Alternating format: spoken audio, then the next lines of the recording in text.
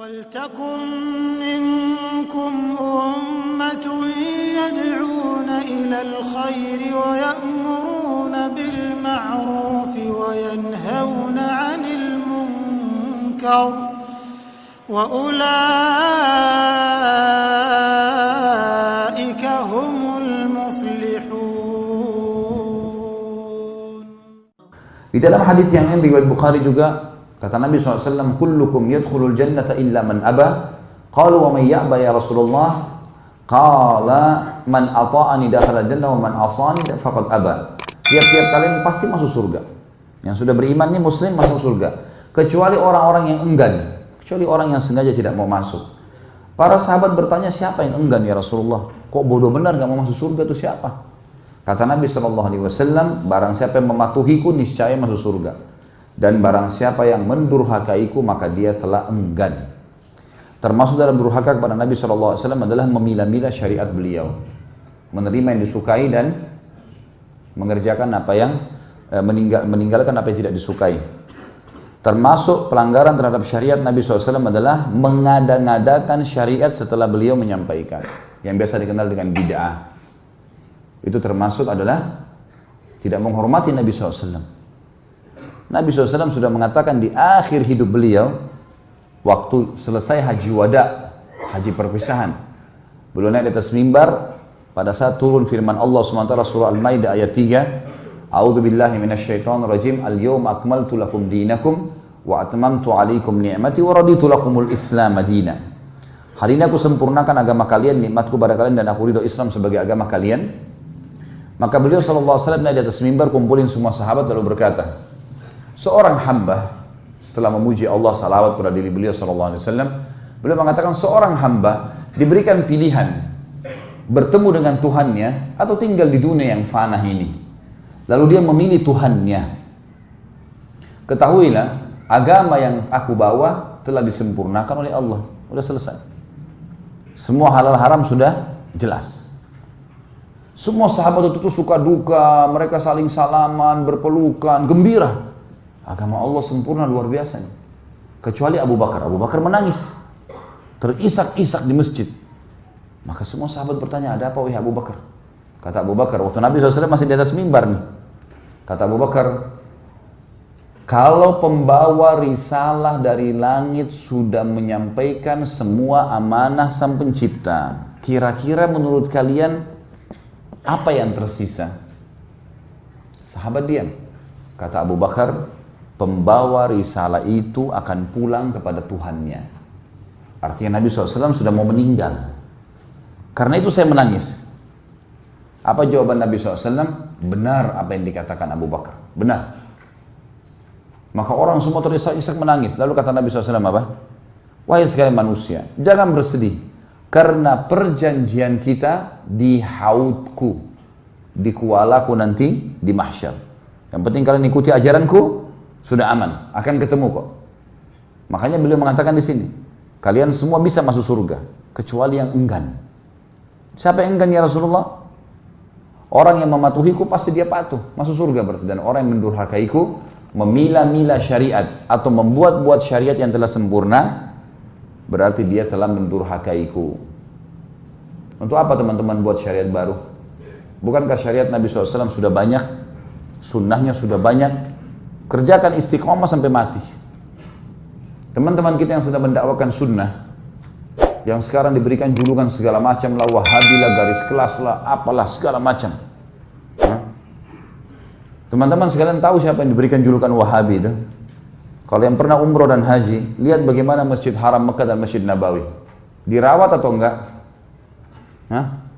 Kok enggak ada yang nyaut ini? Berarti belum ada yang pergi. Belum makan. Orang bicara Mekah, Madinah, Marwan bicara makan. Masjid Haram teman-teman sekarang, dengan mewahnya, marmernya, AC-nya, Qur'annya diganti seminggu sekali. Setiap seminggu sekali dikeluarin, ganti Qur'an baru. Percetakan Qur'an dibuat terbesar oleh Raja Fahd di Madinah. Masjid Nabawi dengan megahnya, lampunya, listriknya, itu sampai banyak jemaah saya bilang, Ustadz ini listriknya berapa? Hah? Berapa banyak listrik yang dipakai nih? Semua lampu mewah. Sebesar masjid itu. AC-nya nggak pernah berhenti. Setiap tiang ada AC. Mewah luar biasa gitu. Dirawat, dijaga kuburan Nabi SAW, dirawat kuburan Baqi, kuburan para sahabat. Dan tidak pernah kita temukan satupun celengan sumbangan. Kenapa antum ketawa coba? Saya mau tanya. Karena kalau orang Indonesia yang pegang, banyak kotak amalnya. Sudah langganan. Di Masjid Haram Mekah sama Madinah nggak ada kotak amal. Antum mau datang nyumbang nggak diterima sama mereka. Sudah, terima kasih, cukup. Tower jam yang besar itu dibeli tanahnya pakai uang pribadinya Raja Abdul Aziz oleh anak cucunya. Warisan, mereka sepakat sebagiannya dikasih ke beli tanah. Dibangun tower jam itu, bangun hotel, mall, segala. Semua hasilnya, hasil sewanya, hasil belinya dikasih ke Masjid Haram. Itu yang dibilang Wahabi itu.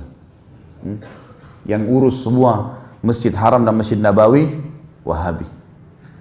Sampai kadang-kadang saya tanya, orang nggak bisa jawab ini. Kalau antum tuduh-tuduh Mekah dan Madinah itu Wahabi, tahu nggak itu Mekah tempat lahirnya Nabi SAW? Dan 13 tahun dakwah Nabi SAW di sana.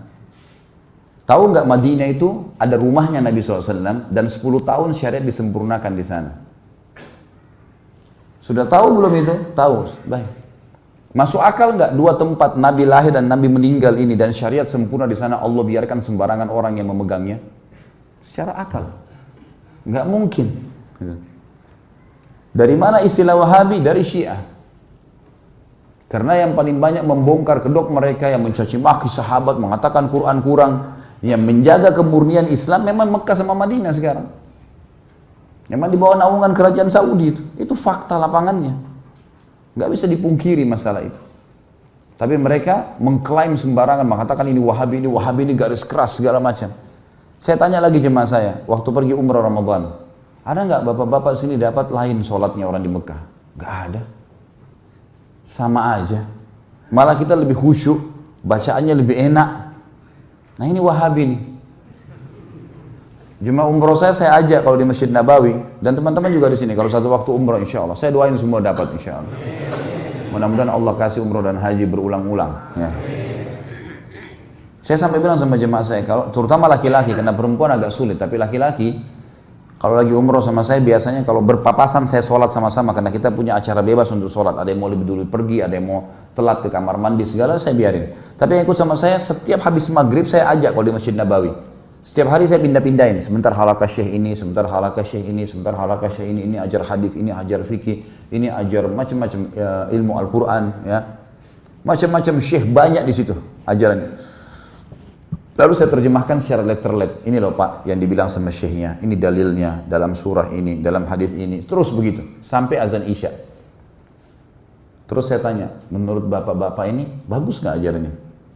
Bagus Ustaz, dari tadi ini Allah berfirman, Rasulullah bersabda. Allah berfirman, Rasulullah bersabda.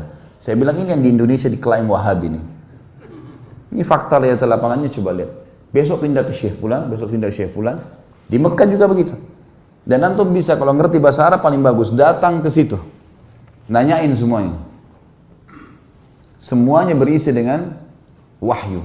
Qala Allah, qala Rasul. Qala Allah, qala Rasul.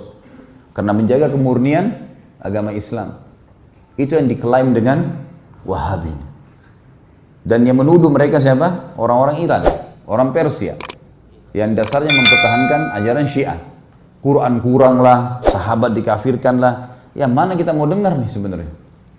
Jelas-jelas mereka tinggalnya saja sudah jauh dari tempatnya Nabi SAW.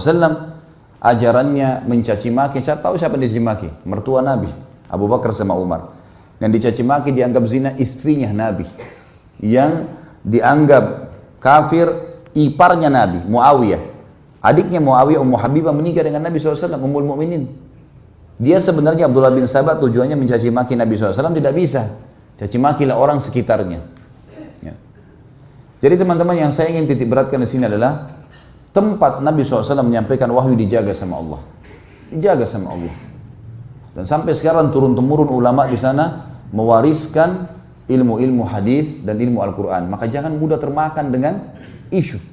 Terus itu seperti virus yang berbahaya, Wahabi, Wahabi, Wahabi, Wahabi, supaya panas di kuping orang dan akhirnya orang nolak gitu. Ya. Termasuk kalau antum lihat di YouTube tuh namanya Khalid Basalamah, Wahabi besar itu. Jadi yang antum dengar ini, yang saya bacain dari tadi, kalau Rasulullah SAW bersabda riwayat Bukhari, Allah berfirman di surah ini Wahabi.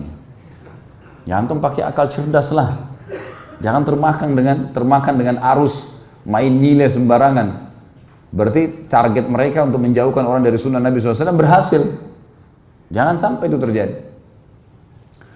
Jadi semua orang yang menolak ajaran Nabi SAW masuk dalamnya, mengerjakan apa yang dia suka, meninggalkan apa yang dia tidak suka, atau membuat-buat yang Nabi SAW tidak ajarkan. Hati-hati, termasuk kekufuran yang nyata kata para ulama adalah bila seseorang menganggap masih ada bagian risalah langit yang belum disampaikan oleh baginda Nabi SAW. Ini kekufuran yang nyata. Allah sudah mengatakan Nabi SAW sudah menyempurnakan agama di tangannya, lalu kita bilang tidak, masih ada yang belum diajarkan. Lalu kita buat-buat, ini bahaya sekali.